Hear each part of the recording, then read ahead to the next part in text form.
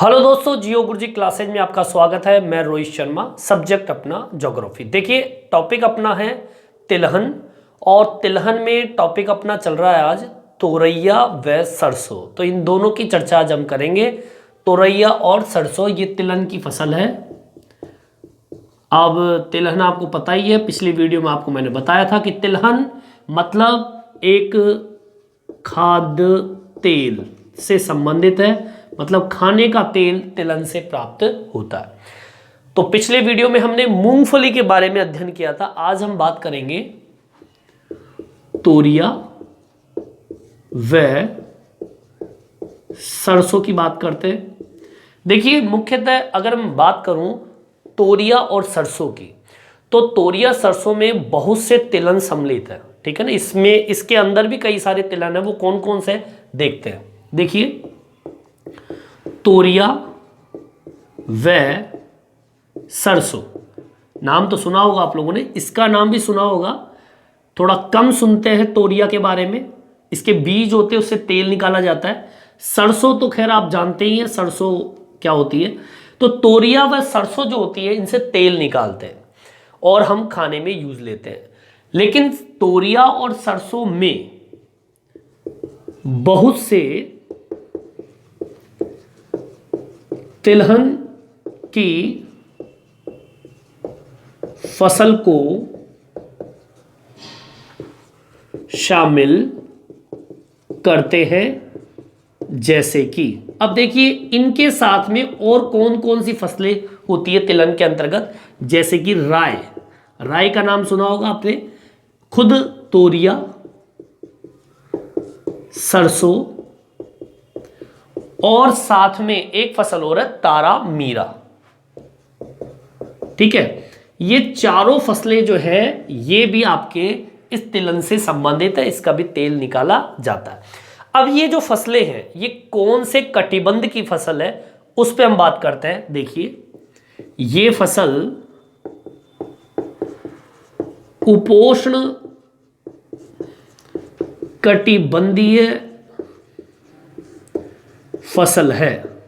मतलब ये कि ये ज्यादा ठंड सहन नहीं कर सकती, कहने का मतलब ये है। ठीक है ना, मतलब पाला, जैसे सर्दी के टाइम पे पाला पड़ जाता है, इसके बारे में बात करेंगे कि उपोष्ण कटिबंधीय फसल एक ऐसी फसल हो गई जो ज्यादा ठंड महसूस करे तो खराब हो जाए।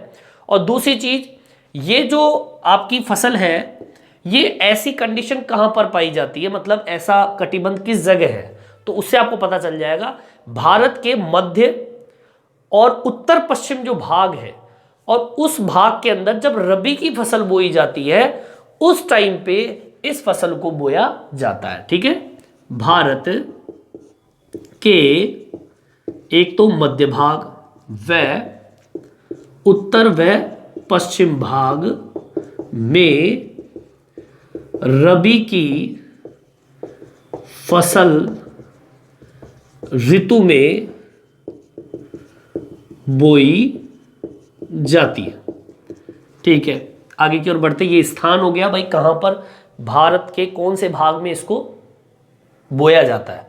अब देखिए, ये जो फसल है जो मैंने अभी आपको बताया, पाला सहन नहीं करती। ठीक है, पाला सहन का मतलब सर्दी के टाइम पे बहुत ज्यादा ठंड पड़ जाती है और पत्तियों पे आपने देखा होगा सफेद सफेद सी भुरभुरी टाइप की, बर्फ टाइप की जम जाती है, उसे पाला कहते हैं। ठीक है, तो ये जो फसल है, ये फसल मतलब आपके जो तोरिया, सरसों, तारा मीरा, राई, ये फसल पाला सहन नहीं कर सकती। ठंड लग गई तो ये मुरझा जाएगी, गल जाती है। ठीक है, और उत्पादन के अंदर वार्षिक उतार चढ़ाव चलता रहता है। मतलब ये नहीं है कि साल में पिछली बार बहुत ज्यादा हो गया तो इस बार भी उतना ही होगा, ऐसा कुछ नहीं है। वह उत्पादन में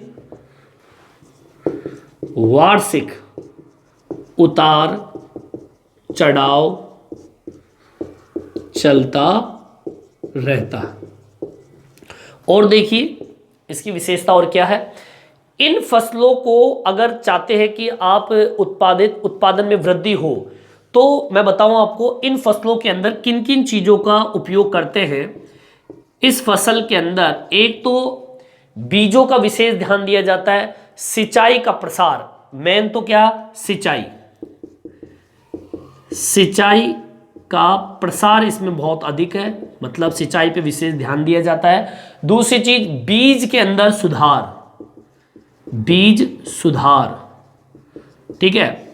तीसरी चीज कौन सी, प्रौद्योगिकी, जो भी तकनीकी उपयोग ले सकते हैं वो तकनीकी का उपयोग कर इस फसल में वृद्धि करते हैं। मतलब इन तीनों चीजों का ध्यान रखते हैं और इस फसल के उत्पादन में वृद्धि करते हैं। देखिए, इस फसल के अंतर्गत क्षेत्र का लगभग 2/3 भाग सिंचित है, इस फसल का, ठीक है। इस फसल का 2/3 भाग सिंचित है। और मैं बता दूं आपको, भारत के अंदर इसका कितना प्रतिशत भाग जो है, भारत के अंदर कितना प्रतिशत बोया जाता है इस फसल को, देखते हैं। आगे की ओर बढ़े, आप उतारना चाहे तो आप उतार सकते हैं। देखिए,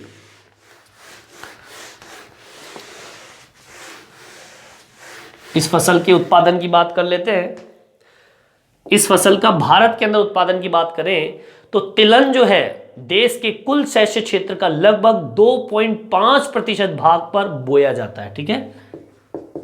तिलहन देश के कुल बोए गए क्षेत्र का लगभग कितना परसेंट बताया मैंने, 2.5% भाग पर बोया जाता है, ठीक है। और बताऊं आपको मैं, तिलहन के उत्पादन का 1/3 भाग जो है वो अकेले राजस्थान में आता है, ठीक है। तिलहन का 1/3 भाग राजस्थान में बोया जाता है। इन तिलहन की बात चल रही है, किन किन की, तोरिया, सरसों, तारा, मीरा, और एक मैंने कौन सा बताया था आपको, राई, ठीक है, राई, इनकी बात चल रही है। और देखिए इनकी और क्या विशेषता है। देखिए, तिलहन का उत्पादन अगर देखा जाए तो हरियाणा और मध्य प्रदेश में प्रमुख माना जाता है तिलहन को। तिलहन का उत्पादन प्रमुखतः मध्य प्रदेश और एक राज्य कौन सा बताया मैंने, हरियाणा, हरियाणा में है। और अपेक्षाकृत अगर हम बात करें तो इन फसलों का प्रति हेक्टर उत्पादन अगर मैं किसी और राज्य की तुलना इन राज्यों से करूं तो इन फसलों का प्रति हेक्टर उत्पादन जो सबसे ज्यादा है वो एक हरियाणा और पंजाब, ठीक है। हरियाणा और पंजाब अपेक्षाकृत और राज्यों से ज्यादा है, ठीक है, प्रति हेक्टर। आगे बात समझ में, प्रति हेक्टर जो उत्पादन होता है वो यहां पर ज्यादा होता है, इसको भी अपन मेंशन कर लेते हैं, ठीक है। क्या लिखेंगे अपन, इन फसलों का प्रति हेक्टेयर उत्पादन पंजाब, और दूसरा राज्य कौन सा बताया मैंने, हरियाणा, हरियाणा में अपेक्षाकृत सर्वाधिक है।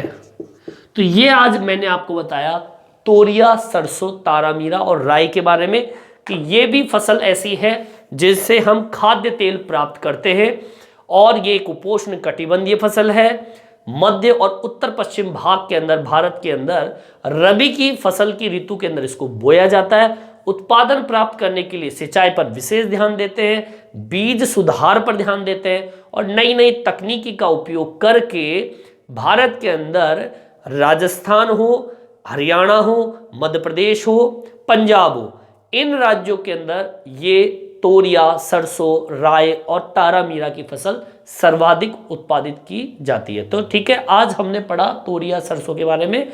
इस वीडियो में इतना ही। ये वीडियो आपको कैसा लगा मेरे कमेंट्स बॉक्स में डाल के ज़रूर बताएं और मेरे चैनल को सब्सक्राइब ज़रूर करें, जिससे मैं नई नई वीडियो आप तक पहुंचा सकूं। धन्यवाद।